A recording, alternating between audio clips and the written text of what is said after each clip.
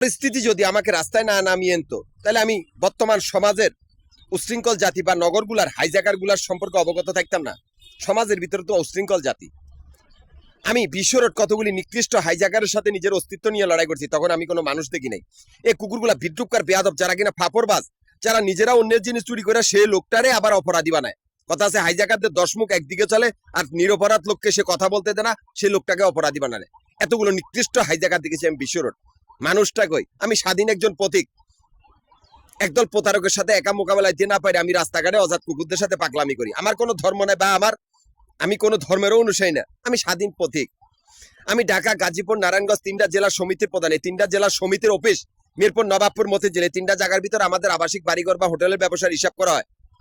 এখান থেকে আমার অ্যাকাউন্ট চলতেছে, অথচ সেই ব্যাংকের পায়খানার টাঙ্কির থেকে জন্ম নেওয়া সেই কুত্তার দলগুলা, যারা কিনা হাইজাকার বা নিকৃষ্ট জঙ্গি সংগঠন বা নিকৃষ্ট অজ্ঞান পার্টি বা নিকৃষ্টতম গুন্ডা বান্ডার দল, এই কুত্তার বাচ্চাগুলোর আস্তানা আমাদের ক্যাশ কাউন্টার গুলার সামনে। কি করবো এই কুত্তার বাচ্চাগুলো? নিকৃষ্ট অমানুষ। কথা আছে চোরের বাপের বড় গলা। এরা ব্যাংকের ভিতর আর আমরা ব্যাংকের বাইরে। এই 3জন আশিকের আত্মীয় স্বজন গুলা ব্যাংকের ভিতরে। প্রথম আশিক আসমানের 12 নম্বর কয়েদি বা আশিক চৌধুরী। দ্বিতীয় আশিক বাদশাহ আশিক, যার পদবী বাদশাহ আশিক, যে কিনা আর্টিস্টম্যান, জমিনের ব্যাংকেরই 11 নম্বর কয়েদি। তৃতীয় আশিক প্রফেসর, যে কিনা পৃথিবীর ব্যাংকেরই 10 নম্বর কয়েদি। এই 3জন আশিকের 3জন ম্যানেজার, ঢাকা, গাজীপুর, নারায়ণগঞ্জে 3জন কাউয়া দ্বীপ। এই 6জন লোকের আত্মীয় স্বজন গুলা ব্যাংকের ভিতরে, যারা নিকৃষ্ট অমানুষ বা উচ্ছৃঙ্খল, যারা ব্যাংকের ভিতরে মার খেয়ে খেয়ে রাস্তায় পরে আবার হেলিকপ্টার দিয়ে যায় গই।